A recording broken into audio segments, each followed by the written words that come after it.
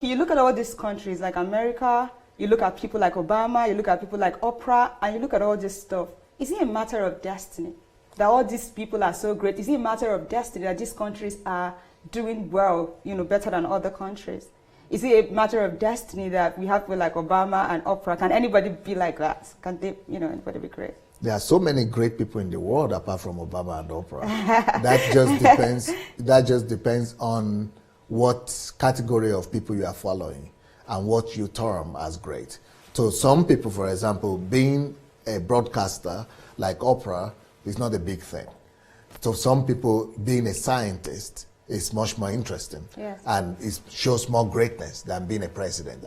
For example, being a president of a university or a professor in a university might even be more important to some other people than just being a show host. People are great in their own class and in their own countries.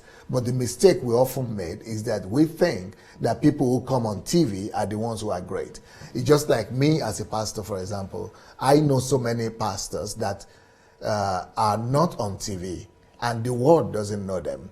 But most people that people know are those who come on TV. But they are not always the best pastors or the best ministers or the most gifted people. So people are just buying into what they see or what they sell to them. So because we see Oprah and Obama on TV all the time, that doesn't mean that is greatness just because you see them. Wow. There are some people who are even citizens of the United States that don't respect Obama.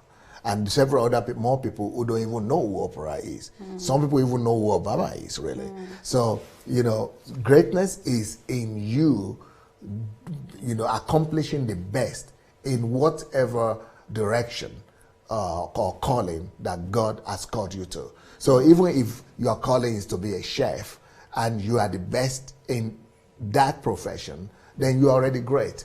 And if you are, attaining the best and doing the best you could do and becoming the best you could be in wherever area of life you are called to, then you are great.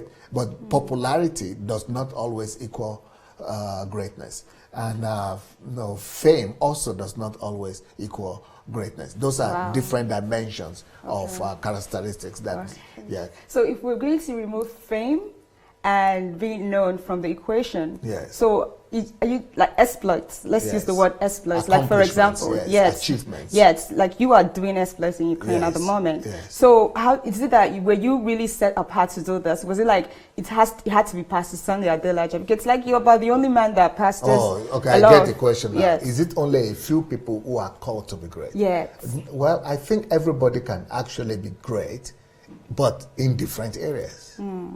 But then also we are aware that some people were given 5 talents, while some were given 2 talents, 1 talent. But even with 1 talent, you can still do that and be great with that potential.